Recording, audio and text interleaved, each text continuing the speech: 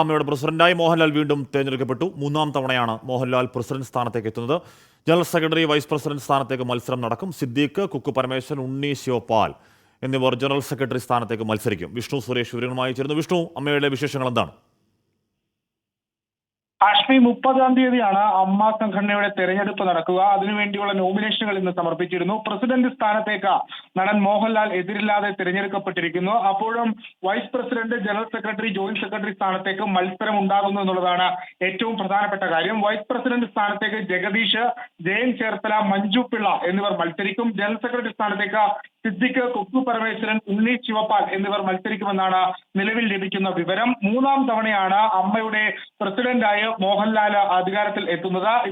ഇത്തവണ മോഹൻലാൽ കഴിഞ്ഞ 3 തവണയും 2 തവണയും എതിരില്ലാതെയാണ് തെരഞ്ഞെടുക്കപ്പെട്ടത്. ഇത്തവണയും സമാനമായ രീതിയിൽ മോഹൻലാൽ തെരഞ്ഞെടുക്കപ്പെടുന്നു. ഏറെ നാളുകൾക്ക് ശേഷം അമ്മയുടെ ജനറൽ സെക്രട്ടറി സ്ഥാനത്ത് നിന്ന് ഇടവേള ബാബു മാറി നിൽക്കുന്നു എന്നുള്ളതും ഏറ്റവും പ്രധാനപ്പെട്ട കാര്യമാണ്. അമ്മക്ക് വർഷങ്ങൾക്ക് ശേഷം പുതിയ ജനറൽ സെക്രട്ടറി ഈ 30-ാം തീയതി വരുന്ന തെരഞ്ഞെടുപ്പിൽ ഉണ്ടാകും എന്നാണ് ലഭിക്കുന്ന വിവരം. ഹാഷ്മി. വിഷ്ണു സുരേഷാണ് വാർത്തയുടെ വിവരങ്ങൾ നൽകിയത്.